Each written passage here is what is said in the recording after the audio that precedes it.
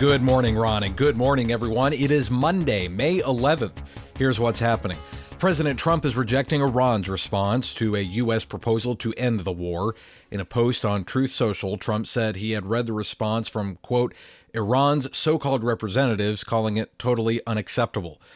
Iranian state media reported that the response had been sent to mediators in Pakistan. This comes after the president said in an earlier social media post that Iran had been playing games with the U.S. and the rest of the world for 47 years. Meanwhile, Israeli Prime Minister Benjamin Netanyahu said the Iran conflict is not over, arguing that Tehran's nuclear material and proxy networks still need to be dismantled. Netanyahu told CBS News' 60 Minutes that while recent actions accomplished a great deal, enriched uranium must still be removed from Iran. Netanyahu added that Iran's enrichment sites, proxy forces, and ballistic missile ambitions remain unresolved issues. Pope Leo XIV is thanking the residents of the Canary Islands for showing hospitality to the MV Hondius. The pontiff made the comment during his Regina Coeli address on Sunday in St. Peter's Square, adding that he's looking forward to seeing them next month during his visit to the islands. Health officials have been evacuating passengers from the cruise ship in the Canary Islands after a hantavirus outbreak.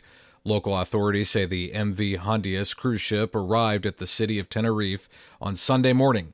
3 people who were on the ship have died from the virus. The Trump administration launched moms.gov this Mother's Day as a centralized resource for expecting parents.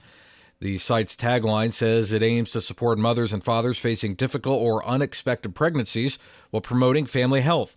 It also points women to crisis pregnancy centers, not abortion clinics. And as President Donald Trump heads to China this week, more than 100 American lawmakers have signed a bipartisan letter to the president urging him to address the plight of Catholic media mogul and pro-democracy activist Jimmy Lai. The former newspaper publisher was sentenced to 20 years in prison for violations of Hong Kong's national security law, charges international observers called politically motivated. Lai spoke to Al Kresta on Kresta in the Afternoon back in 2020, just before his initial arrest, and Al asked him why he chose to stay despite pressure from the Chinese Communist Party. Hong Kong is my home, and I'm part of the Hong Kong people, so it's just natural that I have to stay to fight to keep Hong Kong safe from the dictatorial suppression. Lai is 78, and among the concerns in the letter is his failing health and his imprisonment in solitary confinement. Trump said in October last year that he had spoken to Chinese Premier Xi Jinping about Lai, but Lai was later found guilty in December and sentenced in January. And that's the news this morning. I'm Matthew Handley. Back we go to Toledo. Here's Ron, Dave, and Pat.